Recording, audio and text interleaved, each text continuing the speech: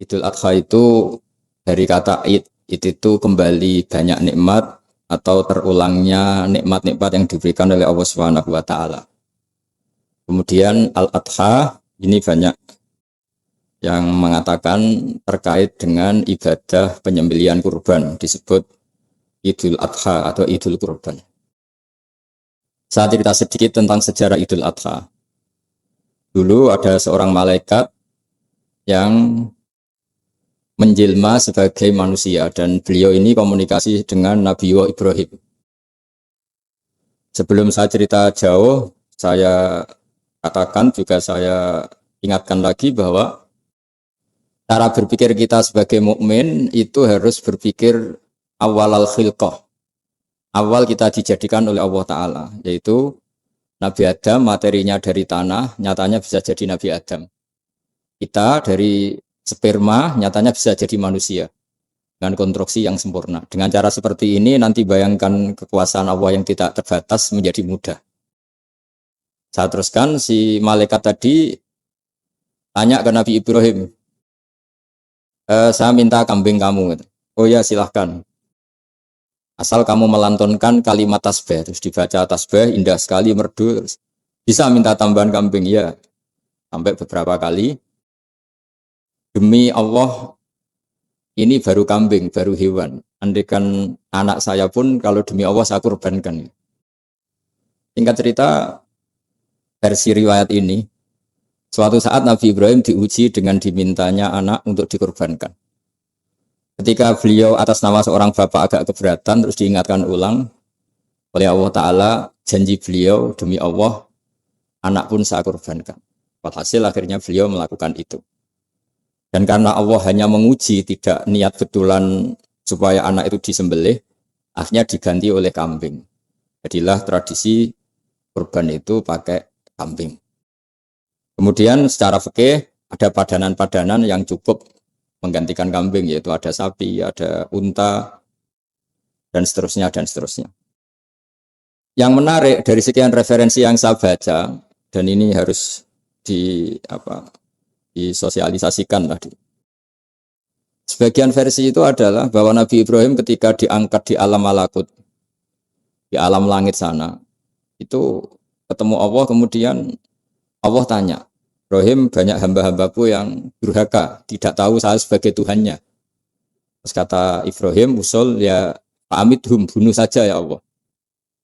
Setelah itu tanya lagi, ada yang pezina, ada yang koruptor, ada yang pokoknya dosa-dosa yang buruk sekali. Dan di semua itu Nabi Ibrahim usul, mereka hidup di bumi engkau ya Allah, makan rezekimu ya Allah, maka mereka enggak sopan sekali, enggak ngerti engkau. Terus singkat cerita minta itu diadab, siksa. Suatu saat versi referensi ini di kitab Hikam, kalau di kitab saya halaman 15 juz 2, suatu saat Nabi Ibrahim itu diminta sama Allah menyembelih Ismail. Kita ini penting sekali. Setelah disuruh menyembelih Ismail, Nabi Ibrahim komplain. Ya Allah, ini anak saya, samratu fuadi, buah hati saya, kenapa engkau seenaknya minta saya sembelih? Gitu. Gak bisa ya Allah, ini samratu fuadi, buah hati saya. Terus kata Allah, orang-orang yang durhaka yang kamu usulkan supaya saya bunuh itu hamba saya menciptakan mereka, dan saya mencintai mereka, karena itu ciptaan saya. Anda enak saja usul saya matikan, saya bunuh.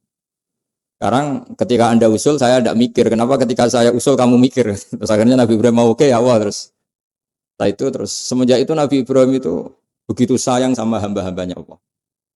Sehingga dari cerita yang paling masyhur, ketika Abu Bakar As-Siddiq begitu lemah lembut sama hamba-hamba Allah yang lain, Nabi Muhammad mensepadankan dalam hal ini sama Nabi Ibrahim, hati kamu sehalus Ibrahim. Yaitu Nabi Ibrahim, beliau akhir-akhir punya komitmen, faman tabi'ani fa innahu minni wa man asani fa innaka ghafurur rahim. Ya Allah, orang yang ikut sunnahku, maka jelas bagian dari saya. Dan yang sedang durhaka, wa man asani, saya harapkan fa innaka ghafurur rahim. Engkau Maha Pengampun, Maha Penyayang. Semenjak itu menjadi sunnatan mutaba'ah bahwa agama ini agama rahmatan lil alamin, bahwa melihat kemungkaran, melihat kebodohan, ketimpangan, itu komitmen kita ini membenahin, bukan menghabisin.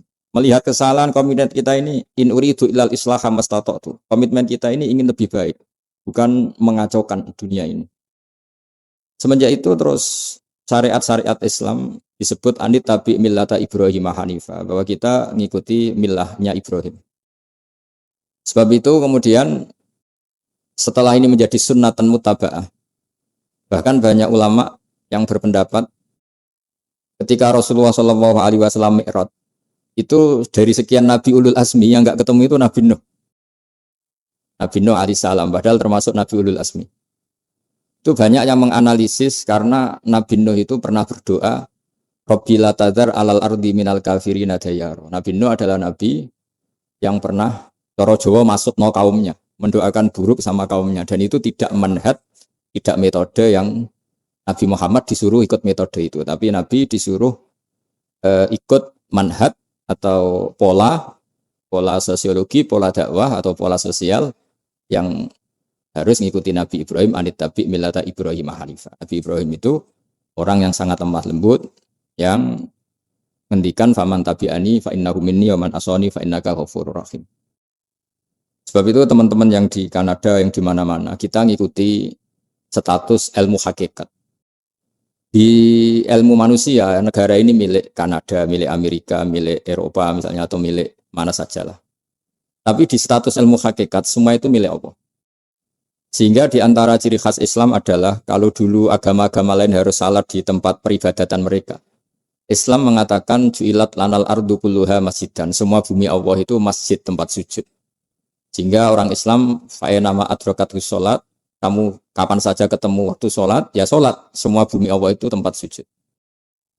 Sehingga suatu saat sahabat yang biasa siaha, biasa hidup di perantauan, Nabi memberi nasihat, al-bilad biladullah wal ibad ibadullah fahaitsuma asabta khairan fa'akim. Semua negara itu milik Allah, semua hamba dimanapun juga hamba Allah. Kamu di mana saja mendapatkan kebaikan, ya silahkan berdomisili di situ.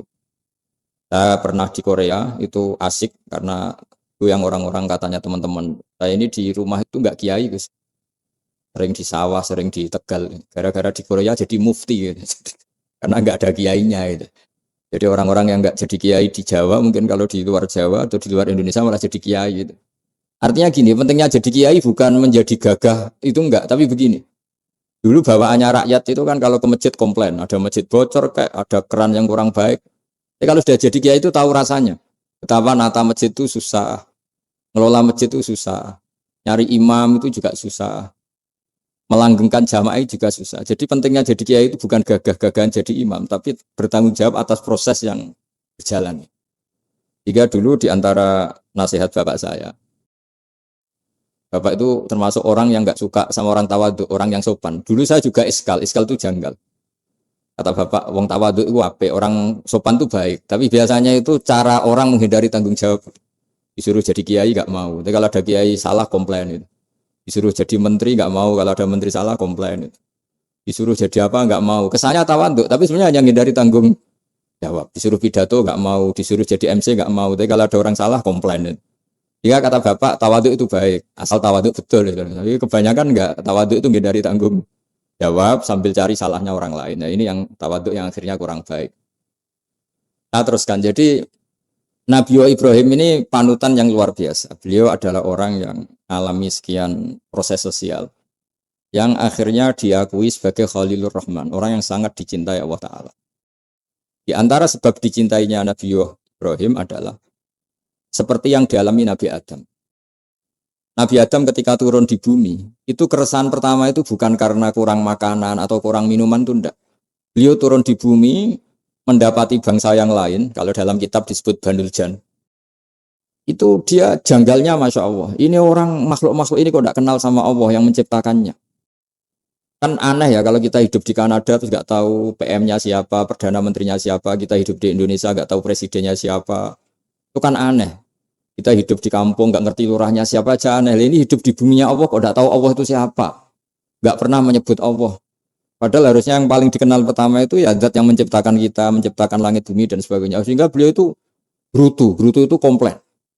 Ya Allah ini nggak fair dunia ini, engkau yang menciptakan, engkau yang memberi rezeki, kemudian mereka tidak kenal engkau. Ini kata Nabi Adam alaihissalam. Barokahnya komplain itu, jadi komplain itu yang diridhoi Allah juga banyak. Akhirnya Allah meridhoi Nabi Adam, dosa-dosanya, salahnya itu diampuni. Ya ukuran seorang nabi beliau dianggap salah itu diampuni karena keresahan beliau itu takut Allah nggak dikenal. Nah, masjid yang di Kanada di Montreal juga ketakutan kita ini jangan sampai orang Islam tidak punya tempat ibadah. Meskipun saya punya tempat ibadah, ketakutan kita jangan-jangan ibadahnya tidak sesuai sunnah Rasul. Setelah sesuai sunnah Rasul kita takut lagi, jangan-jangan memaksa sesuai tapi karena ingin benar. Dan setelah ingin benar, takutnya secara tasawuf ngimani kebenaran itu. Bukan ngimani rahmatnya Allah, tapi ngimani kebenaran itu. Aslinya jadi ujub. Ujub itu bangga amal diterima karena kebaikannya, bukan karena fadlnya Allah, karena anugerah. Nah ketakutan-ketakutan ini khas orang soleh. Orang soleh itu kalau nggak sholat takut. Setelah sholat takut nggak sesuai syarat rukun. Setelah sesuai semua takut iktimat alal amal. Membanggakan kebenaran. Tapi bukan membanggakan luasnya rahmatnya Allah Ta'ala. Sehingga di luar ilmu fikih ada ilmu namanya ilmu tasawuf. Ilmu yang mengelola hati. Jadi ibarat orang itu kalau yang paling masyhur dalam cerita-cerita orang sufi. Ada orang sudah masuk surga karena tidak pernah dosa sama sekali. Ini cerita-cerita yang melegenda di dunia tasawuf. Tanya Allah, kenapa kamu masuk surga? Karena saya taat terus ya Allah, nggak pernah maksiat sama engkau. Berapa lama kamu hidup di dunia? 80 tahun. Ya sudah, karena taat kamu 80 tahun, ya surga kamu 80 tahun.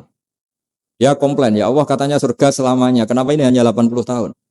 Yang selamanya itu rahmat saya. Kalau amal kamu kan terbatas 80 tahun, maka balasannya hanya 80 tahun. Nah semenjak itu beliau sadar, oh ya Allah. Masuk surga itu fadlmu, anugerahmu. Amal saya tidak ada bandingannya dengan surgamu. Nah ini jadi sehingga keyakinan ahli sunnah wal jamaah di antara ciri khasnya adalah masuk surga itu karena fadlnya Allah, karena anugerahnya Allah. Maksudnya itu oke, kita amal, tapi amal kita tetap terbatas. Tidak memberi kontribusi pada kerajaan Allah, pada kedikjayaan Allah sebagai Tuhan. Yang tidak terbatas adalah fadlnya Allah Subhanahu wa Ta'ala. Keresahan-keresahan ini kemudian yang diwariskan oleh para nabi ke ulama-ulama. Di keresahannya ulama itu mirip-mirip keresahan nabi. Nabi dulu itu sampai dakwah, sampai sosialisasi kebenaran itu takut Allah itu la yuzkaru fi mulki. Allah tidak disebut. Tidak menjadi aktor. Kan tidak fair kita misalnya nempat di negara orang terus nggak tahu duta besarnya siapa, terus kalau ngurus paspor di mana, ngurus visa di mana. Ini sama. Kita hambanya Allah tapi nggak pernah ngurus status kehambaannya. Harusnya kita ngurus status kehambaan kita dengan sholat, berarti kehambaan kita hidup. Dan baca tasbih, berarti kehambaan kita hidup. Makanya dalam sebuah ayat disebutkan, masuk surga itu gampang. Yang susah itu kamu masuk status kehambaan itu. Makanya disebut, ya ayatuhan nafsul mutmainnah, irji'i ila rabbiki radiyatan mardiyah. Pertama apa? Fadkhuli fi ibadi. Kamu harus masuk status sebagai hambaku dulu. Baru wadkhuli jannati, baru kamu baru masuk surga. Jadi orang boleh nikmati fasilitas negara lain kalau visa paspornya disahkan. Orang boleh masuk surga kalau status kehambaannya disahkan oleh Allah Subhanahu wa Ta'ala. Nah, lalu status kehambaan itu dimulai dari mana? Secara fisik kita sujud. Anggota tubuh yang begitu terhormat namanya kepala kita tundukkan kepada Allah Ta'ala.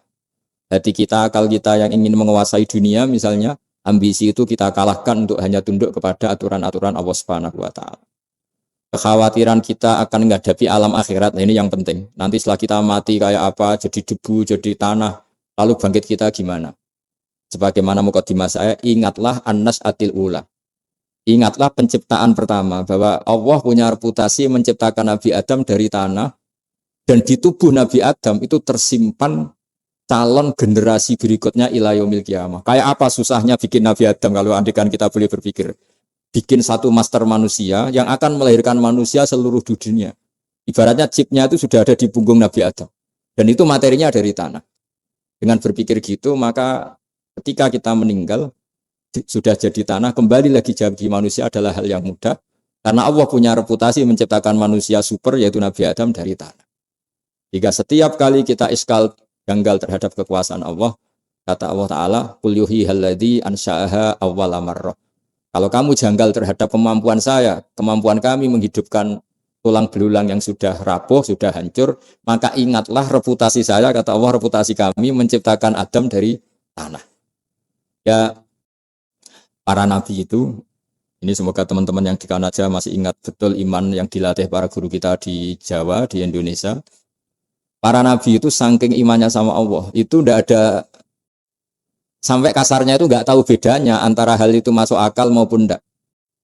Saya beri contoh begini, kalau dalam ilmu tauhid, dan ini harus kita latih terus sampai ketemu Allah Ta'ala. Ketika telur jadi ayam, itu sebetulnya itu kita juga tidak ikut mampu bikin telur jadi ayam. Tapi berhubung sering terjadi, kita bilang telur jadi ayam itu mungkin. Mungkin itu ya mungkin sering terjadi. Padahal sering terjadi ini juga tidak yang jenis kita ikut berkontribusi. Lalu ketika sering terjadi ini kita bilang itu mungkin. Padahal saat kita bilang mungkin, juga hakikatnya kita tidak ikut menciptakan telur menjadi ayam. Lalu karena seringnya telur jadi ayam, kita bilang telur jadi ayam itu mungkin. Mungkin itu gak muhal. Begitu juga bebijian, nanti jadi pohon besar, yang rindang, yang berbuah, kita katakan mungkin. Kenapa kita katakan mungkin? Karena itu sering terjadi. Toh kita pun tidak ikut menciptakan biji jadi pohon besar, telur jadi ayam. Artinya apa? Zaman sesuatu itu sering terjadi, kita pun sebetulnya tidak pernah ikut menciptakan. Hanya menyaksikan sering, terus kita bilang itu mungkin. Tapi kita tidak memberi kontribusi sama sekali. Semua itu karena kudrohnya Allah, kemampuan Allah. Lalu ketika ada orang yang bilang, batu ini bisa melahirkan unta. Kita bilang, muhal, batu itu tidak mungkin melahirkan unta. Tapi kalau seorang nabi itu nggak tahu bedanya antara batu melahirkan unta dengan indukan unta melahirkan unta. Karena nabi-nabi itu makomnya sudah sangat tinggi. Ketika unta induk melahirkan unta juga tidak atas kemampuan unta induk. Unta induk tidak punya kemampuan menciptakan unta. Juga karena kudrohnya Allah Ta'ala. Jika kalau batu mengeluarkan unta juga mungkin kalau Allah menghendaki. Hingga ketika Nabi Soleh diminta kaumnya, apa bukti engkau Nabi? Tunjukkan ayat kalau engkau Nabi. Yang kamu minta apa? Seekor unta keluar dari batu besar ini. Nabi Soleh dengan entengnya berdoa sama Allah dan keluarlah unta keluar dari batu. Nah itu makom yang paling tinggi. Makom paling tinggi itu kita mendudukkan Allah sebagai zat yang tidak terbatas kudrohnya. Hingga para nabi itu terus punya mukjizat. Yang mukjizat itu mengingatkan ulang bahwa Allah itu tidak terbatas kemampuannya.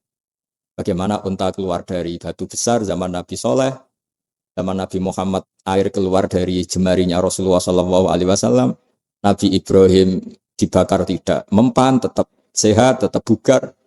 Karena semua ini sebagai bukti bahwa kudrohnya Allah tidak terbatas. Iman-iman seperti ini harus kita jaga. Apapun rasionalitas kita dan meskipun kita selalu rasional, tetap menyisakan iman bahwa kudroh Allah itu tidak terbatas.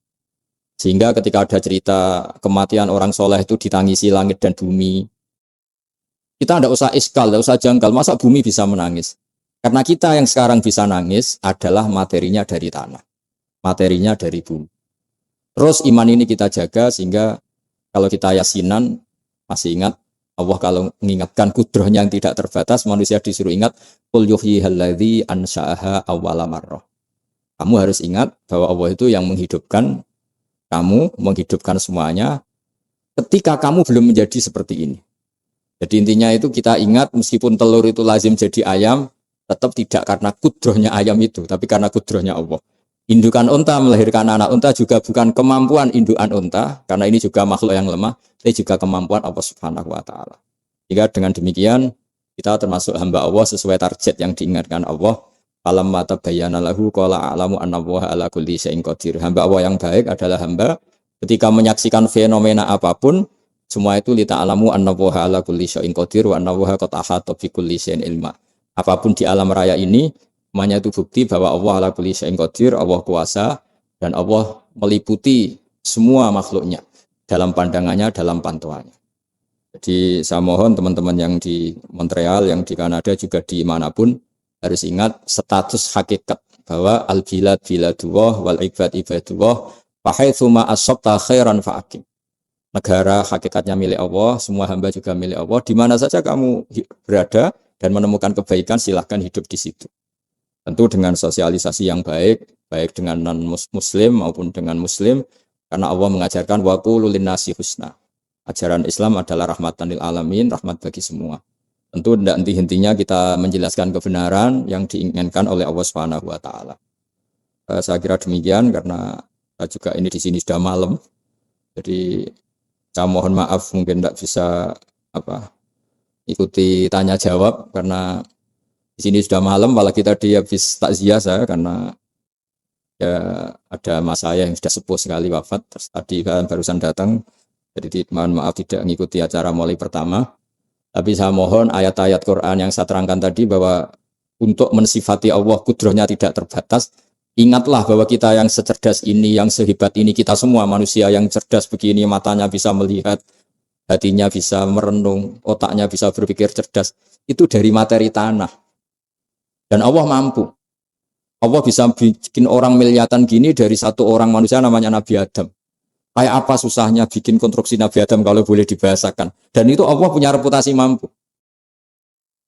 Dengan cara seperti itu kita akan gampang iman bahwa kita setelah meninggal dan menjadi tanah, ya sama seperti kita masih hidup. Zaman kita hidup ya tidak tahu cara kerja jantung kita, nafas kita, uratnya gimana, terus sistem tubuh. Meskipun ilmu medis ngerti mengurai itu, tapi tetap saja yang ngerti tidak menciptakan. Yang menggerakkan jantung organ tubuh kita tetap Allah Subhanahu wa taala. Dia yang Al-Fa'ilul Mukhtar, dia yang semuanya mengendalikan kita. Artinya zaman kita hidup pun sebenarnya kita yang tidak mengendalikan kita. Nafas kita ya dalam kendali Allah, ikhtiar kita dalam kendali Allah. Sama setelah kita mati juga dalam kendali Allah. Ya guru-guru kita semuanya melatih inna sholati wa nusuki wa mahyaya wa mamati lillahi rabbil alamin. Hakikat ibadah kita, hakikat hidup kita, hakikat mati kita, semuanya tidak dalam kendali kita. Semua itu dalam kendali Allah Ta'ala. Dengan demikian terus kita insya Allah ingin jadi hambanya dulu. Baru setelah jadi hambanya, baru sah menjadi ahli penghuni surganya. Wadkhuli fi ibadi, baru wadkhuli jannati. Masuklah berstatus sebagai hambaku, baru engkau, kalian semua layak menjadi penghuni surgaku. Mohon maaf atas semua kesalahan. Wassalamualaikum warahmatullahi wabarakatuh.